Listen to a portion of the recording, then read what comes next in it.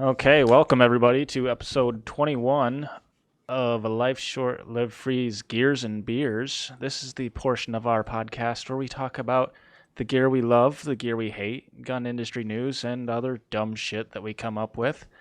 Tonight we're going to be talking about some news that actually just broke a couple hours ago about the pistol brace thing. If you haven't heard about that, you've probably been living under a rock. Something Sam came across, actually, I think Josh Price actually brought this up. Double triggers from Elfman. Also, there's a rumored Keltec P50 and a lawsuit that's going on with Cheaper Than Dirt. Our panel tonight, we've got, as usual, our boy Johnson up there behind me. And that's awkward. We're sitting back to back.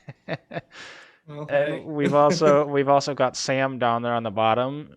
Howdy. Sam, the owner of Shyworks, who is the sponsor of tonight's show, and I'm your host, Box.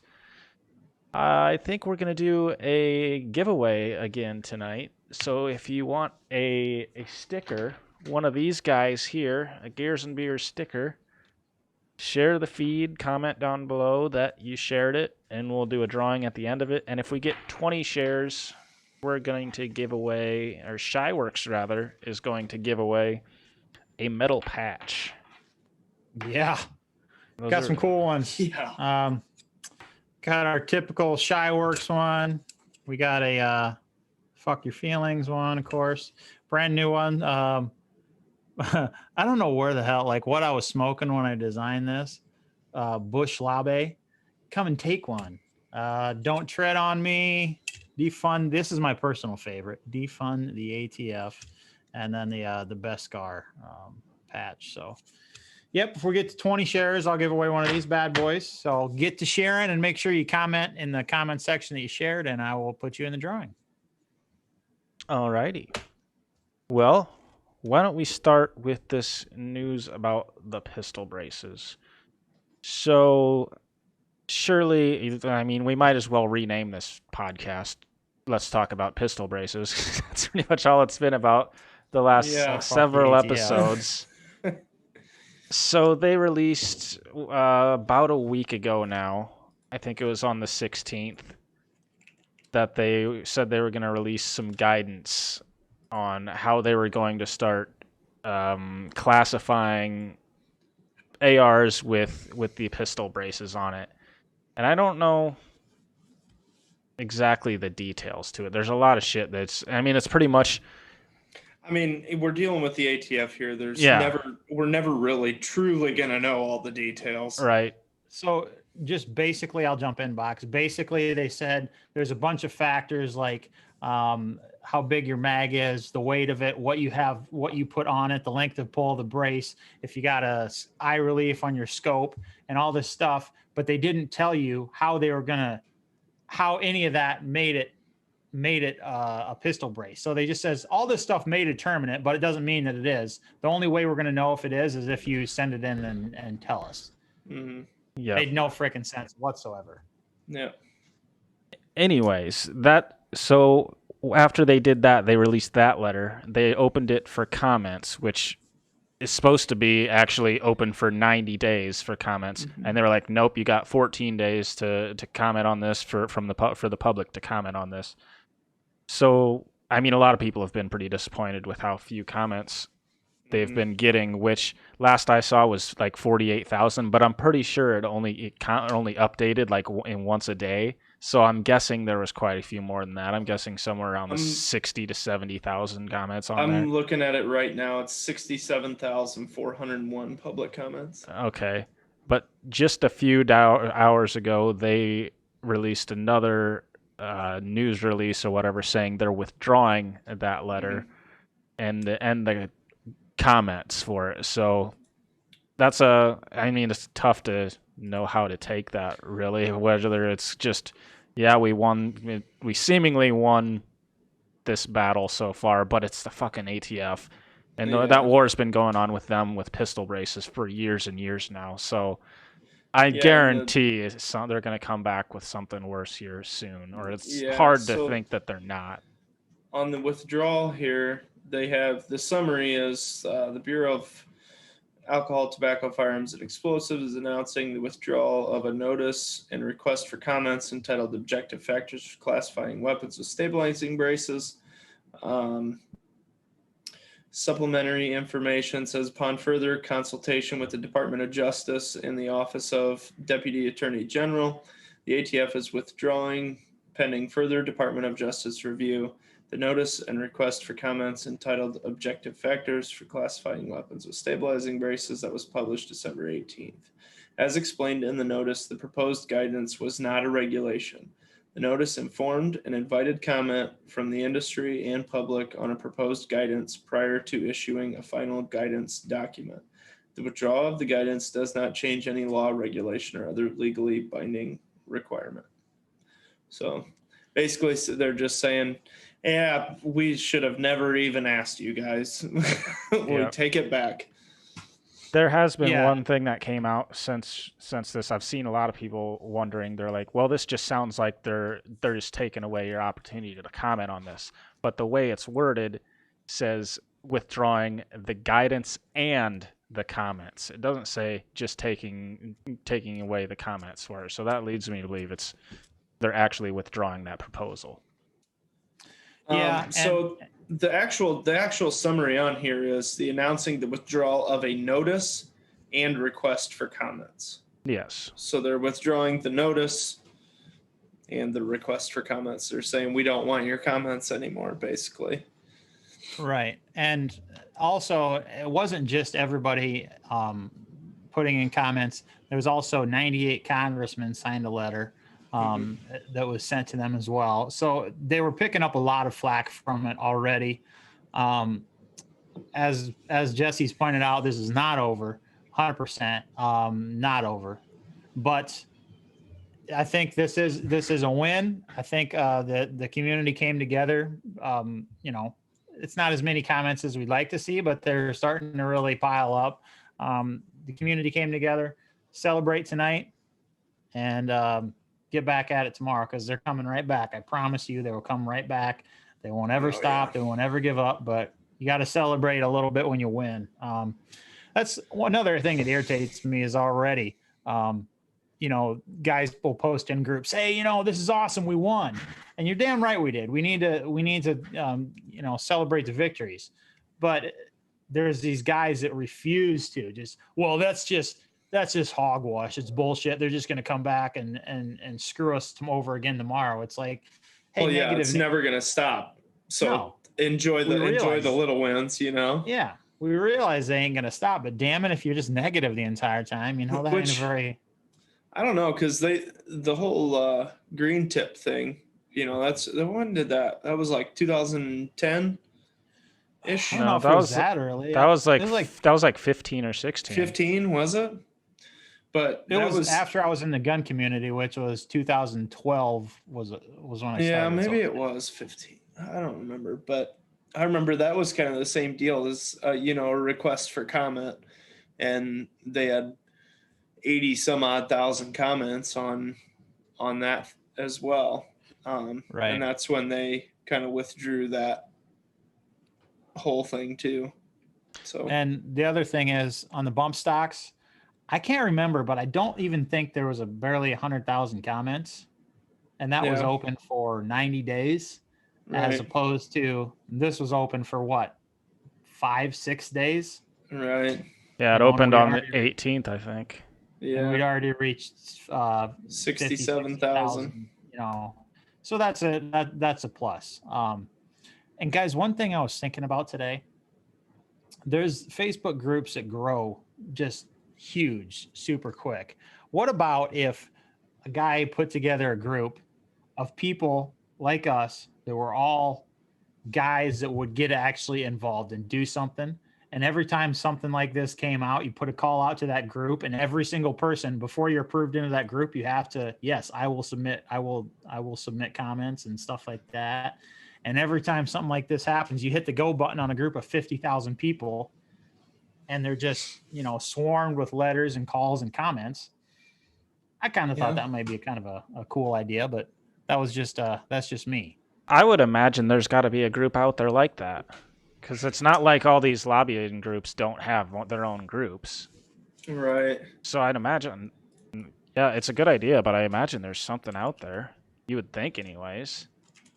Surely Well, Sam yeah. didn't have an original idea. You wouldn't think so. I rarely No. do.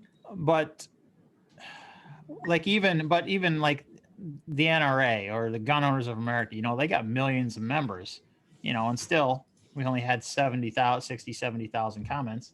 I'm just talking about building a social media group of people that every time something happens, they'll freaking jump in and do what's got to be done. Yeah. I don't know. Thought it'd be a cool idea. There's one thing, it's kind of piggybacking off of something you said earlier, Sam. Something that bothers me about this whole thing, that's when it's going on and everybody's been pushing people like, come on, you need to get involved and write and get our comment on this proposal. And there's so many people that are just commenting on shit like this, like, no, it's not even worth it. They just deserve to be pulled out of their offices and burned. I'm like, so you're gonna skip all the legal procedure. You don't give a shit about that. You're just gonna jump straight to fucking violence. Like, dude, you don't want that. Why do you wanna go past the peaceful resolution straight to violence? Right. You don't want that. I don't get that. You're that's very similar to what Sage Dynamics was saying, correct? Yeah, yes. Yeah, but at the same time, like, how much is, like, at what point does the violence start then? Because if you're always just trying for a peaceful, the thing is, you're right, you don't want violence. Nobody wants violence. I know a lot of guys say they do, but they really don't. You got to have the threat of violence, I think.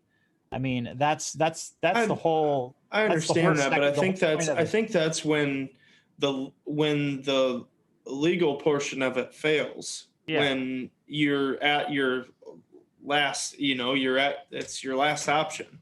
Exactly. Right. I'm a felon now because of the way these things have changed, and there's a lot of people, they create millions of felons overnight by reclassifying things and do things like that. And that gets passed and that's become law. That is the point where you have to stand up for it. But I don't think, you can't just before any legal action happens and just be like, nope, we're just going to burn their offices and drag them out of there. Like you can't, no. Yeah. But what I'm saying is that threat is what, if you want war, if you want peace, prepare for war. Yeah. That's very similar to what I'm talking about, because guess what? You're a whole lot less likely to screw with somebody that's extremely heavily armed, aka American citizens, than you are if American citizens were completely disarmed. That's why I love that Bundy standoff that happened down there and was in Nevada. And look into that if you don't know what I'm talking about, because I'm not going to get into it here. But that was a perfect example of the way that the Second Amendment can stand up for Americans' rights without ever firing a bullet, without ever committing violence, because the threat of that violence was there. There was an entire army of civilians there ready to commit violence if the government overstepped, and they didn't, because those citizens were there. So I think you guys are right. Nobody wants violence, but if you say you're ready for violence, you damn well better be, because at some point it's going to have to happen. There's a difference between being ready for violence and people just saying it's time for violence. Right. The people that are saying it's time for violence are the people that are getting to me. You don't just when the government is like, hey guys, what do you think we should do? You're not like, fuck you, I'm just gonna burn your house down. That's no, that's not what we're about. Yeah.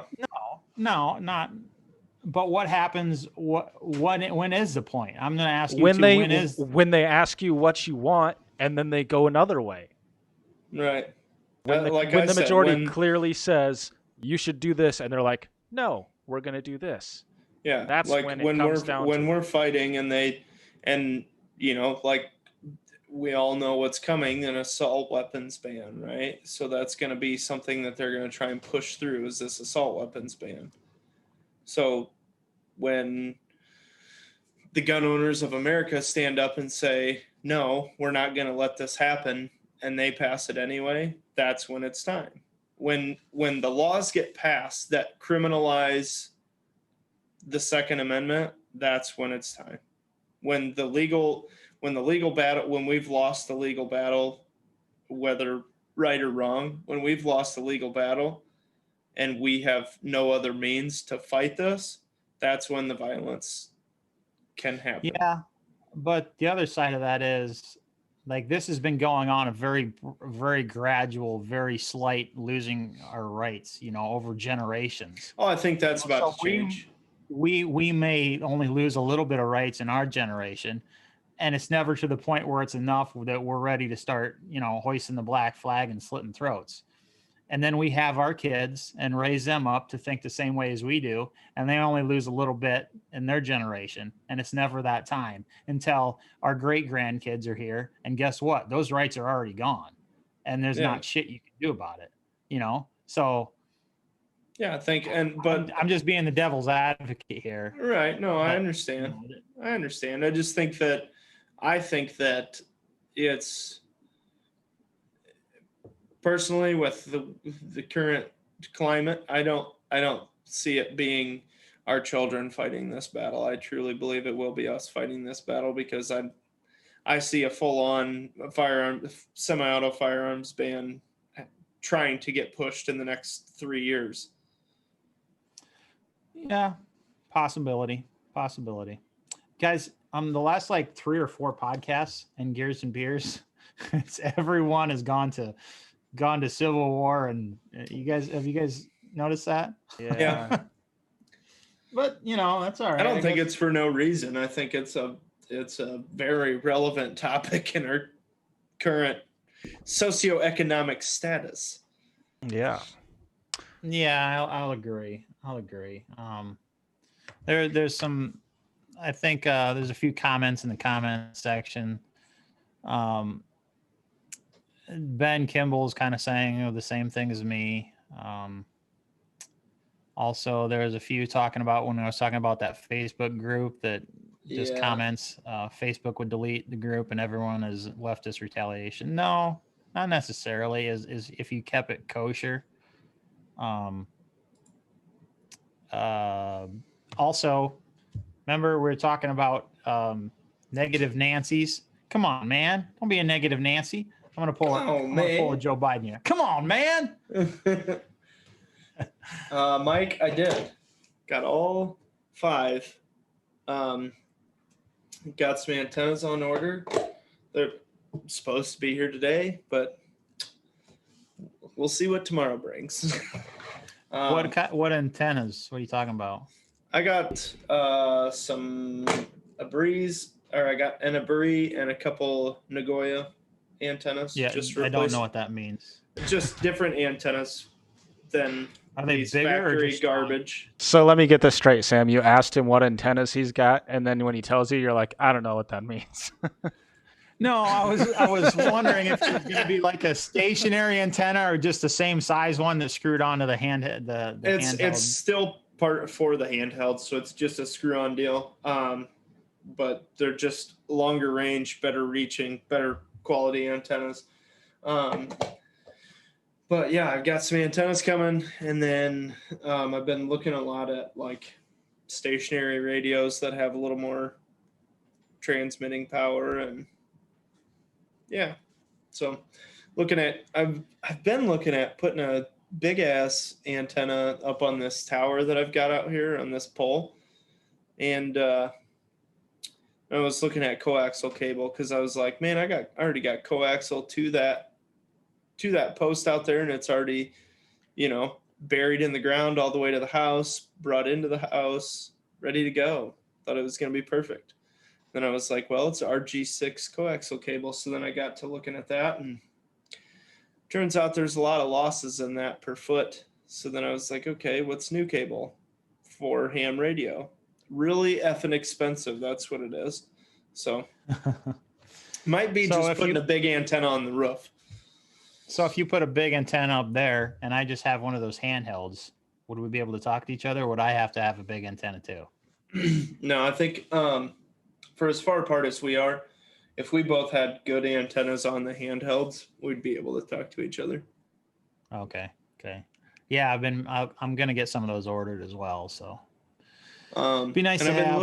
I've been looking at repeater frequencies around here. There's nothing in Kingsley or anything either. So the closest repeaters I've found are in Lamar's. So if I can reach the Lamar's repeater, I don't know if that thing's got enough transmit power for you to. I don't think you'd be able to reach to be able to talk back to that repeater. But we'll have to test it out once we get our licenses. Yeah, once we get our licenses. Yeah. Okay, well, why don't we just go ahead and move on from that, boys, to this dumbass thing that you're going to be surprised that Sam actually likes. Yeah. That Elftman came out with in 2012, I believe, which is, if you've ever played paintball, it was popular for guns to have triggers where you could place your index and your middle finger on the trigger. And Elfman thought, oh, well, it works good for paintball guns, so let's go ahead and build a trigger for ARs on this. And I thought this just the worst idea. And Sam, for some reason, likes it. Sam, make your case for this abortion of an accessory. Did you put a picture up by chance? No, I didn't. So, yeah, look up if you're curious about what we're talking about, the Elfman Dtr Trigger. This is it's pretty old. This was a thing back in like 2012 or something like that. And I'm not saying I like it or I would ever run it or even invest in it. I couldn't find any videos of somebody actually shooting it, high speed. But technically, if you think about it, it makes sense because No, it doesn't. I mean, yes, we have binary triggers now, but you can do this a hell of a lot faster than you can do this. So if you think about it, your rate of fire technically should be greatly improved by having an extended trigger, should it not? No. Okay, so let's think about this, Why Sam. not? For your trigger is going to be, if you say you got a 7-pound trigger and then you extend it down like that, it's going to end up being under 3 pounds. So to be able to run it like this super fast, you're going to have around a 3 or 4 pound trigger up top. So that would make the bottom part of the trigger like super light. And that's just iffy as fuck. So why don't you do something like 6 and 3 or 5 and 2 or something like that? Because we have less than 3 pound triggers on our competition ARs. Most of them are 3.5. Well, and there's some that are less than that. I've seen some for 2. Yeah, but I still couldn't run it like this. And like so when you run a paintball gun with a double trigger, you're not even holding onto the grip.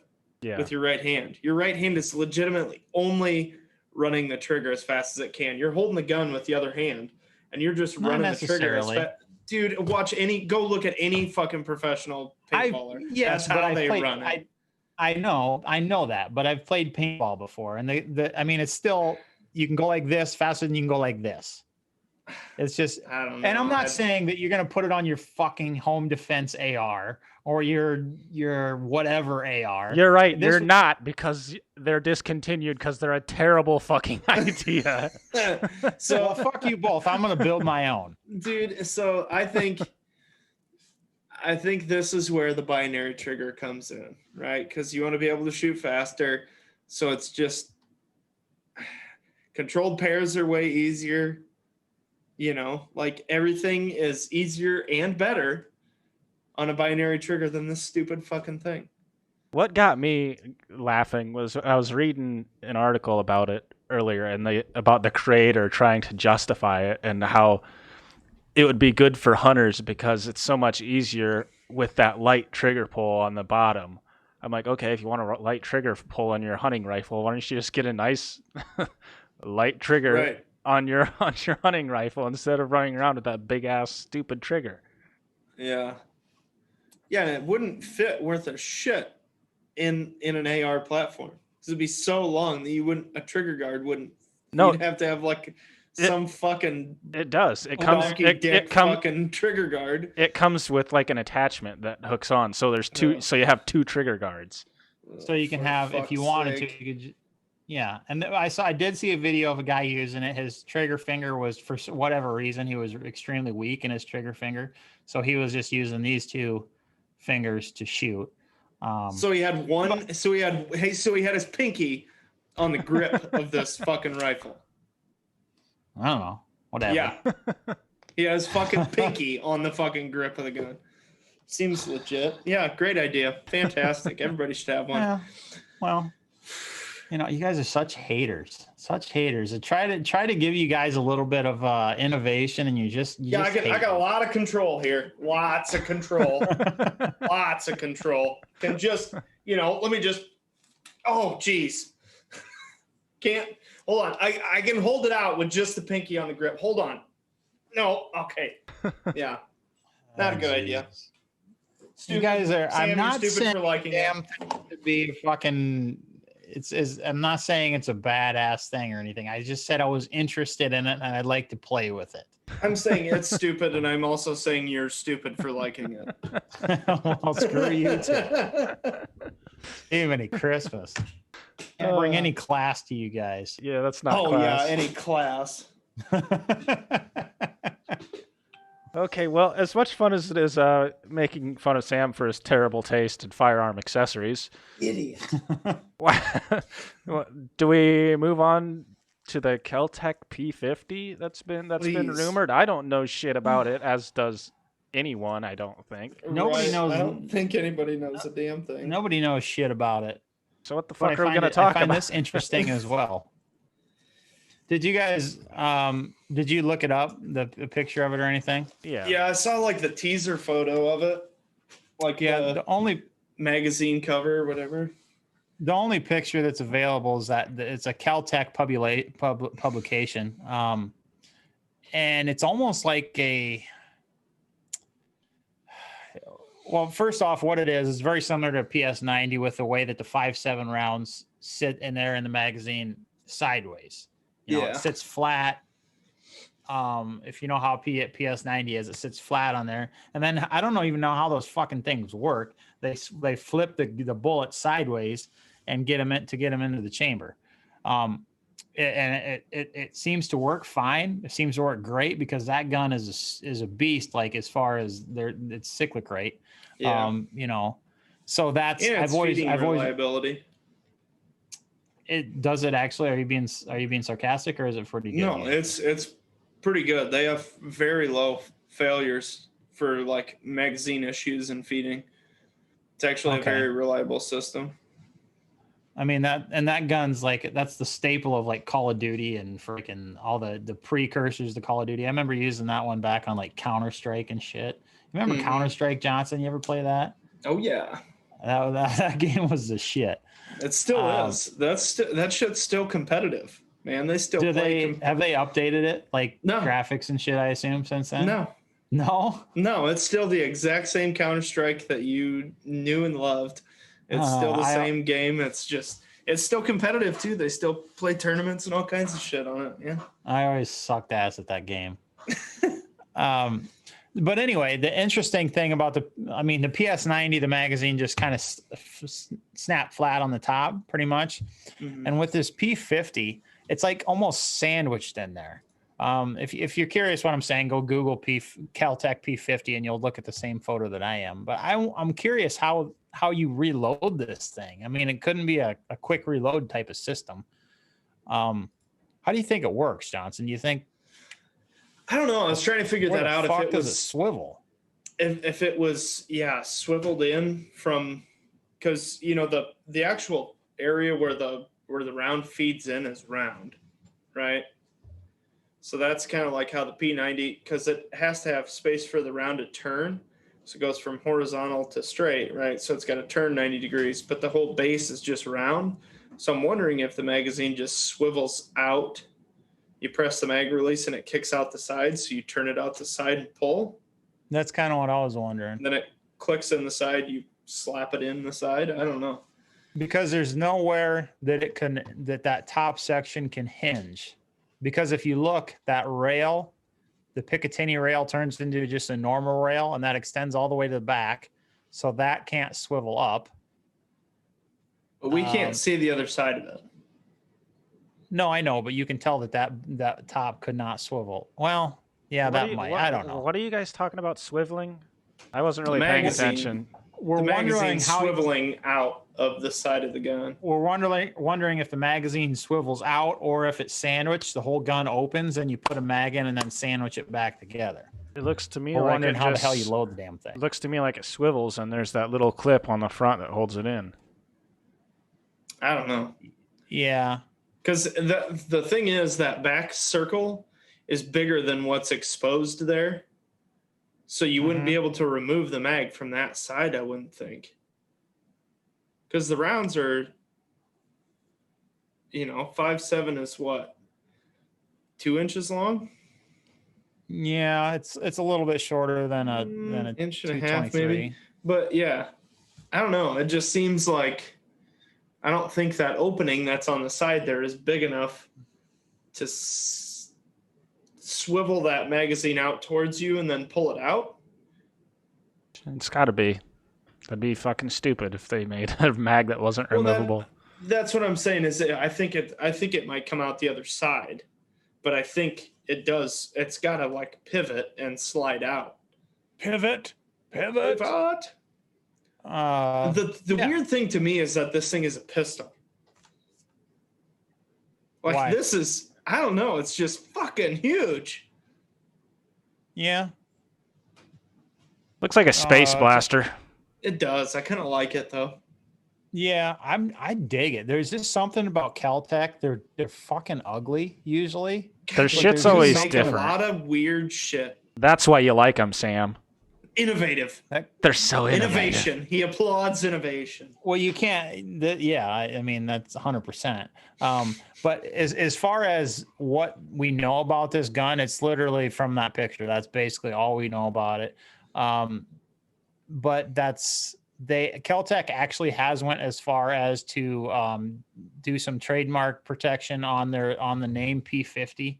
They have registered that, or copyrighted it, or whatever the fuck they do.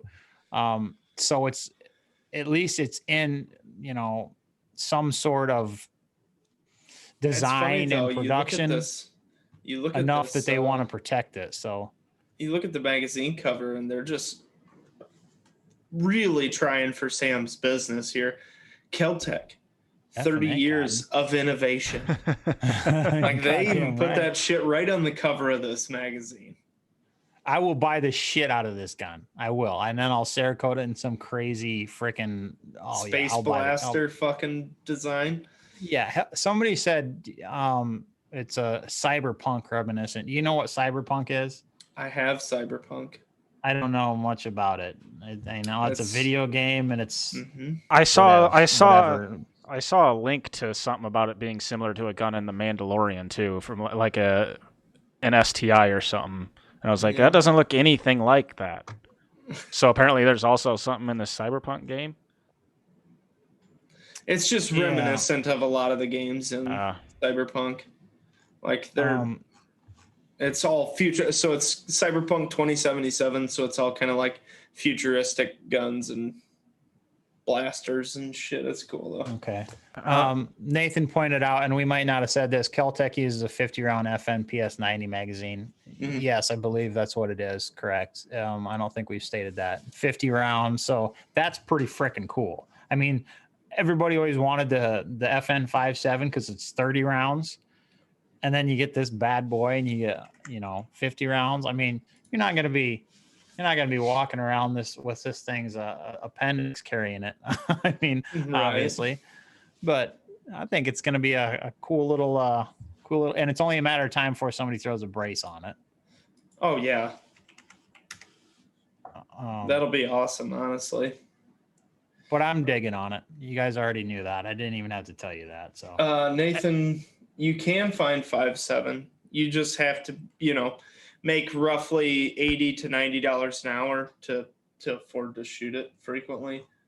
Looking at $1.86 a round is the cheapest I can find on Ammo Seek. So what I would do personally, this is just me, I would figure out how to get myself an HK MP7, because that takes 4.6x30 ammo. And 4.6x30 ammo, there's only one place that you can get it, and that's Palmetto State Armory. And it is in stock right now, which I know is mind-blowing to everyone. That's Palmetto State having something in stock is pretty incredible. That's 66 cents a round.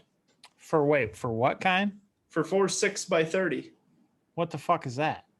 That's what the HK MP7 fires. Okay, didn't know that. 4.6x30 millimeter. It's, yeah, HK MP7. I'm telling you, it's the end all be all. Everybody needs one. Oh, how much are they? $2,000? Oh, you can't get them in the United States. Oh, well, sure. Might as well buy some ammo for it. No, you can't buy the fucking gun in the United States, but you might as well get some ammo for it. I don't think they're imported to the United States. I don't think HK will ever import them to the United States. Eric let me just Google how to get an MP7.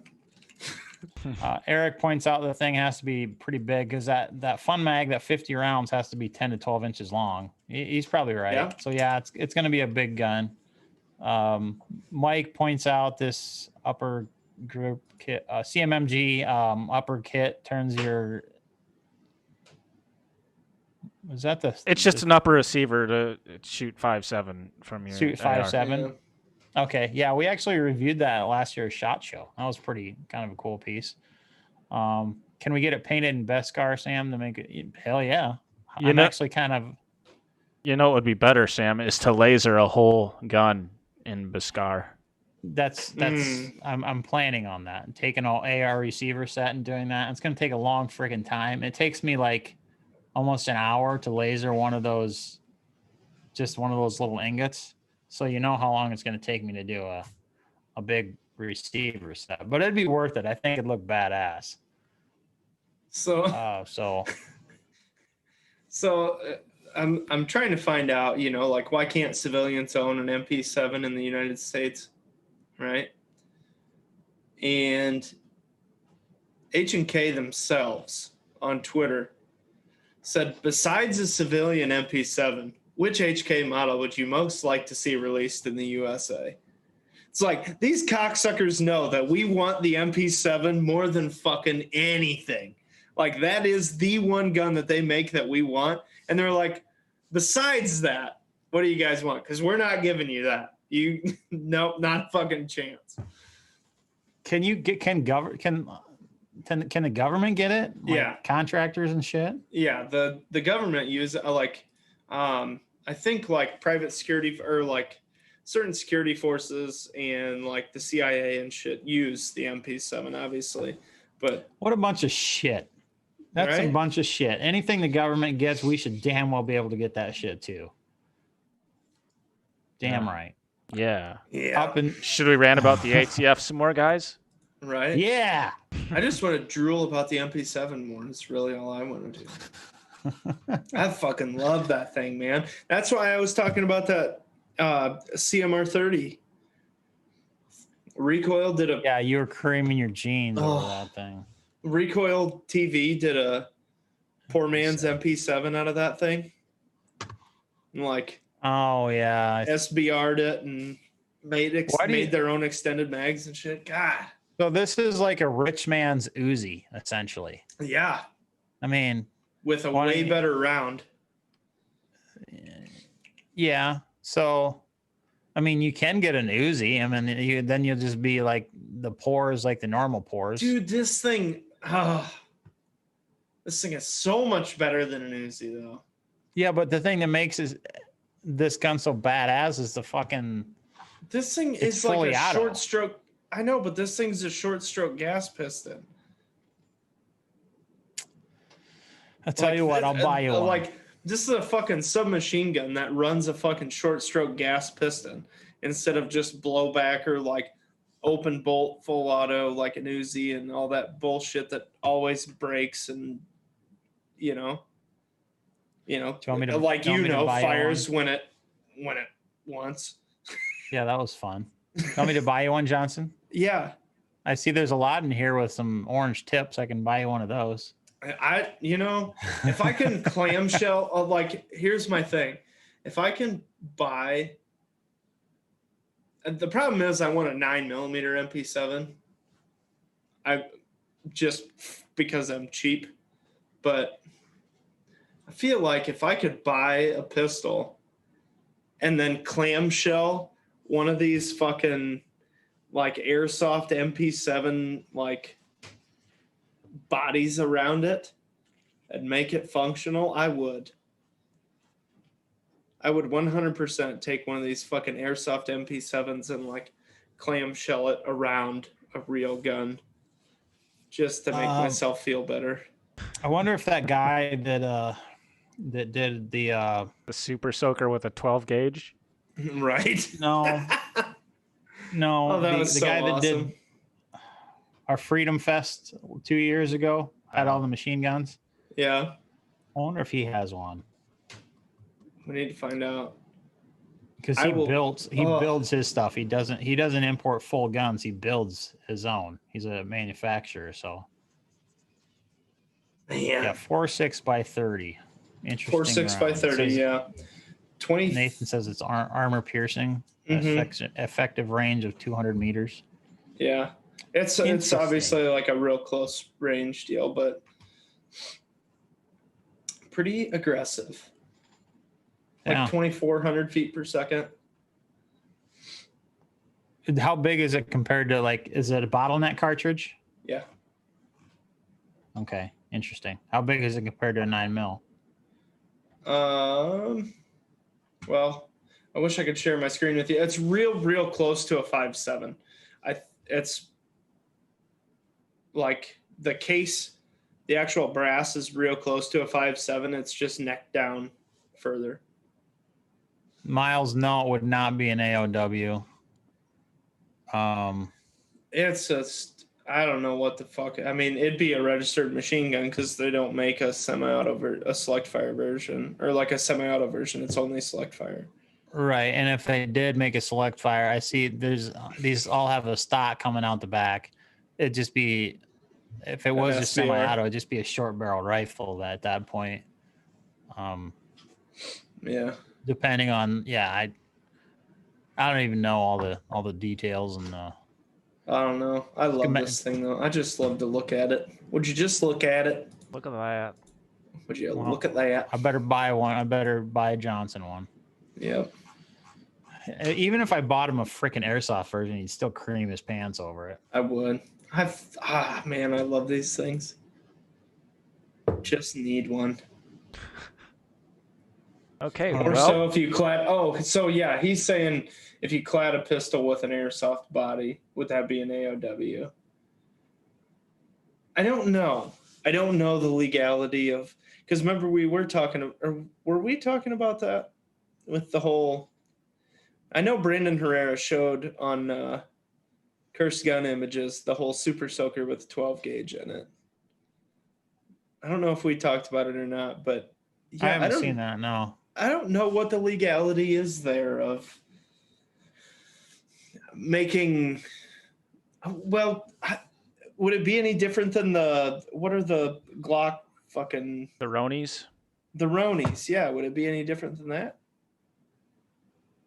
You just call it a pistol chassis? I don't know. Like, what do you call it? It may technically be legal, but the ATF would be like, "Nah, we don't like that. We're gonna take you in, bud." Yeah. Yeah, this is something you make and you don't tell the ATF about. I mean, right. Pretty simple. Well, no, you're supposed to make it, and then you send them a letter and say, "Hey guys, what do you think of this?" No, you send it to them. You send the entire thing. You're to supposed to send the entire review. thing to them for evaluation. I And just- in 6 to 12 months, they'll return their decision. You gotta let the fat D look at it. And if it's illegal, then they just come haul your ass to jail. But if it's totally cool, then they'll give it back to you. Right. So like, that's yeah, and that's basically what they were saying with these stabilizing braces. Like the only way we'll know if it's legal or not is if you send it to us. Yeah, and you're in gonna 6 have to to send 12 it months in. we'll tell you. Mhm. And if it's not legal, then we're going to take your ass to jail for 10 years for fucking making a short-barreled rifle. Like, why would anybody in their right mind ever even think about submitting anything to them? Yeah, we're not gonna give Like, you are a you- chance to change it. We're just gonna come arrest you. Yeah. Morons. The whole Okay. lot of them. All right. Well, we probably had enough about the ATF. So No, we haven't. Fuck them. Defund them. why don't we bitch about another thing? More laws and Okay. shit. Johnson, tell us Cheaper about than dirt. the lawsuit going on with Cheaper Than Cocksuckers. Dirt. Yeah, so Cheaper Than Dirt, as most of us know, I guess Terrible. most of us, yeah. So most people in the firearms community know that Cheaper Than Dirt are a bunch of assholes who love price gouging people and taking advantage of times of emergency and panic to make a quick buck. It pretty much happens every election with them. They jack their prices up. After Sandy Hook, Sam was saying they had magazines for $100 a piece for 30-round mags because people were panicking that 30-round mags were going to be the next to die. So yeah, everybody knows that they price gouge. The coronavirus deal happened, and they immediately had 223 up over $1 a round. And this is way before prices actually got to $1 a round for 5.56. This was still like 40 cents a round, 5.56 prices, and they were up over $1. But they're based out of Fort Worth, Texas. Cheaper Than Dirt is, and the Texas Attorney General has accused Cheaper Than Dirt of price gouging. So the AG's office said they found over 4,000 sales that involve price gouging, has directed the company to pay over $400,000 in refunds to consumers. And I'm kind of torn on how I feel about this, because like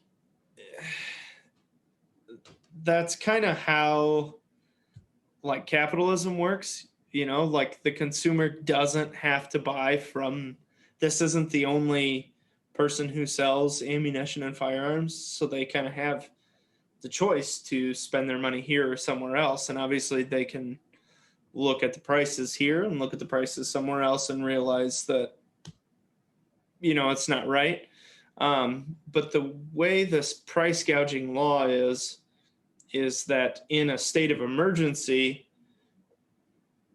companies can't raise their prices that rapidly in order to, you know, it's basically a protection for the consumer in time of emergency for necessities, right? So a beef producer can't triple the price on beef in one day because of an emergency, right?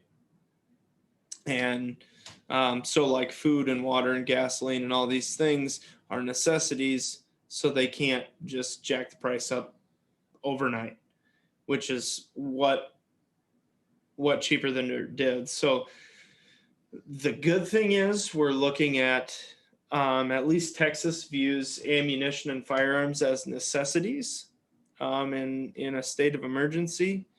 But I'm still a little torn.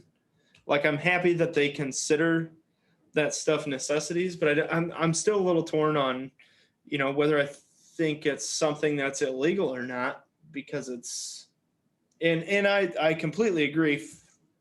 You know, fuck Cheaper Than Dirt. They're a bunch of scumbag pieces of shit, and they're price gouging people, and fuck them for that. But is it illegal for them to do? I don't know. Like, to me, it's just like, if people know that they're price gouging, why not just stop giving them your money? Yeah. You Yeah, know? I'm kinda, like, that's the consumer's choice. Right. And I'm kind of torn on it too. I mean, I absolutely 100% despise cheaper than dirt. Like, fuck them. They're pieces of shit. But the problem is, like, say when gas prices rise, like if there's say there was a fire at a refinery in Texas, you know, Mm-hmm. or a terrorist attack at a bunch of refineries, and it was clear that prices were going to go up. Well, gas stations are not going to raise their prices immediately, several dollars for that. Right. They will wait until they have to pay more, Right. and then they will charge more because the Yep. supply that they have, and that's the way that I do things as well. The supply of product that I have, I bought it at this percent or at this amount of money. I charge a certain markup, you know, that puts it up to this amount of money. I don't see that there's you know, an opportunity. And I still bought all this product down here, and I'm going to sell it for a fucking $100 because that is, I mean, Right. that's the definition of price gouging. Yeah. And that's so, yes, I do have a little bit of a problem with, you know, the government doing that, but not really, because fuck cheaper than dirt. Like, But I understand, as like, yeah, fuck cheaper than dirt. They're a bunch of price gouging assholes. I get that, but like, to me, it's, I don't know. Does the government need to step in there? Probably not. I think people just, hey, these guys are price gouging assholes. Nobody shop there. Okay, and then they go out of business. yeah, but they're not. I don't know, and I don't understand how they keep making money. I don't understand. I don't know, because I feel side like of it's this really is, well known that these guys do this in every the time. gun industry, yeah, but they prey on new gun buyers and Yeah. new people in the industry. I suppose. Yeah, when we have And they millions of new gun buyers in this year alone, they just go. Right. They hear cheaper than dirt, and they're like, "Ooh, that must be the best place to go." Right. And they're, even in good times, they're not fucking cheap. Right. Like, Yeah, their ammo prices are never the lowest ammo prices you can find. no, ammo mags, they're never the fucking cheapest. They just aren't. But the problem is they have such good SEO, search engine optimization, and all that shit, that when you search for the shit, there's always way up there in the top. They pay a shitload for ads, so they're always right in front of people's faces. So that's why they get such good sales. I mean, you know, the American mind is trained that if they're in the first top 3 search results, they must be legit and they're good to go. Yeah. So they spend a fuckload on keeping themselves in those top 3 search results. But yeah, I don't know. I don't really care. Screw cheaper than dirt. Fuck them. Right. You know, and I'm not ever going to start price gouging. So, you know, if the government, but I'm trying to think of a patch, like a play, use cheaper than dirt's logo, but just change the words up, like, just somehow as a bash on cheaper than dirt. So if anybody can think of some good play on those words, turn it into a bash on cheaper than dirt, let me know. I think that's a good idea for a patch. You should come up with your own ideas. Yeah, but that's sometimes the customers got good ones. They had the idea for the copper penny Glock plates, and those are pretty damn good idea. Yeah. Well, does anyone have anything more to say, or what are you gonna say there, Sam? I got lots more to say. I can go on all freaking night if you let me. Well, I'm not gonna let you. So. Right. Why would anybody want to listen to that for more than 3 minutes? Hey, fuck you too. Rude. Michael, I'm seriously confused. What's the what's the rip your ass comment, Mike? What are you talking about, bud? Yeah. Anybody else in the comment section got something they want to ask before we worthless as dirt? That's not bad. That's not bad. I think we can do better, but I don't hate it. Cheaper.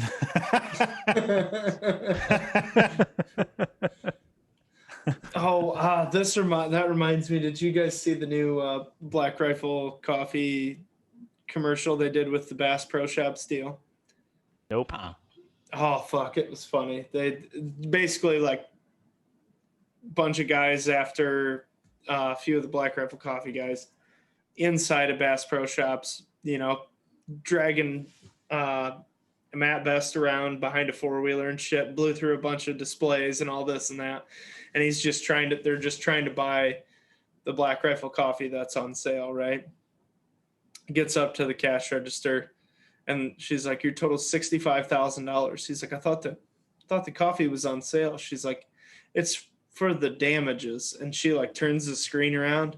Then they've got, all the shit that he broke, but then it was like 9mm, 20 rounds, $12,000.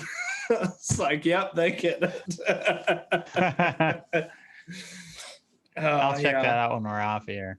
Oh, yeah, Mike was a couple good ones. Mike was saying that Rip Your Ass was for the logo, cheaper than dirt. Rip Your Ass. Oh yeah. Okay, yeah, I got you. Sorry about my friend. We're a little slow. He's a little slow. The town's back that way. Yeah, the Veterans vs. Sci-Fi video was also good. That's on Matt Best's channel if you want to look at that. That one's good. I've been falling behind on those videos. I should check them out. Yeah, pretty funny. Well, boys, we're coming up on an hour, and we did get over 20 shares tonight. So we've got... Did we really? We did. We got 21 shares.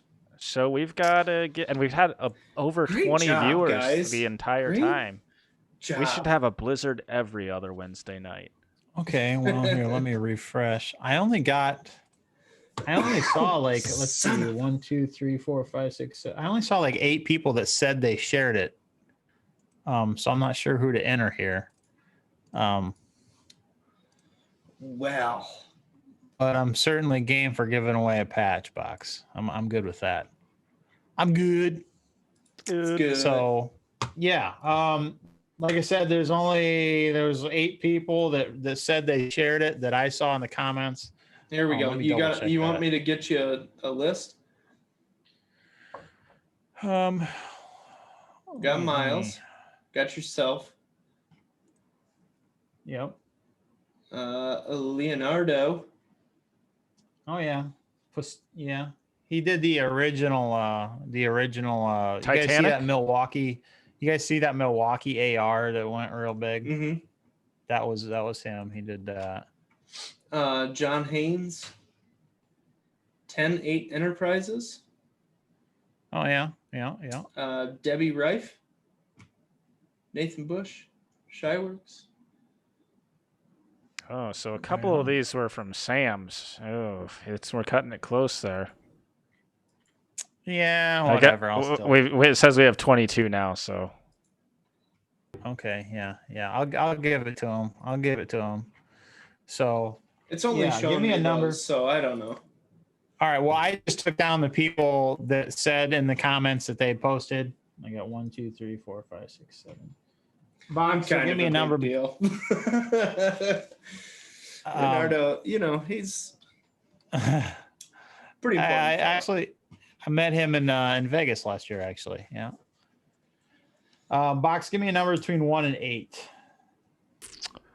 3. Matt Sturdivant. If you are in here, shoot me a message. He's won like. I know. I think you things already. I think you might have won some stickers. God, what? I don't think I've ever won anything that I've ever entered ever in my life. I don't think Matt, so either. If you're still in here, shoot me a message. I got some. Let me know what metal patch you want. We got the. I know what one you're gonna say. Actually, I got the defund the ATF. Don't tread on me. Bush Labe. Come take one. Fuck your feelings. Shyworks, and you're probably gonna say the best car. But yeah, shoot me a message and I'll get that out to you. Thanks for everybody that shared. Appreciate it as always. 'Twas another fun night. Okay, I guess we're going to call it. Wow, right on time, too. Coming right up on an hour here. So thanks, everyone, for, excuse me, thanks for stopping by. It was actually a pretty good episode tonight. The weather's shitty. I hope we entertained you at least a little bit tonight.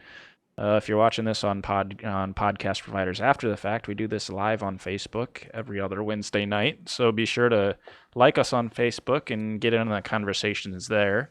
You can also find us on Facebook, YouTube, Instagram. We're not very active there, but we're there. I don't know how much longer we'll be there. Who knows? Be sure to check out Shyworks, the sponsor of tonight's show, and also Ballistic Imagery. And I don't know if I have anything else to say to you guys. I think that's it. Sam, take it away. Yep. As always, guys, thanks for watching. Thanks to everybody that submitted comments down to the ATF. It makes a difference. Much appreciated. And it is Christmas in 2 days. So I hope you guys have a fantastic Christmas. I just saw Michael's comment. I found this hard to fap too. Sorry, man. We'll put Box in a bikini next time. I guess I don't know. But I hope you guys have a fantastic Christmas. I hope you go and you see your families, because that's what Christmas is all about, guys. Remember what it's all about. And yeah, until we talk to you next time, guys, remember, life short, live free, God bless, and God bless the United States of America. And defund the ATF. Repeal the NFA.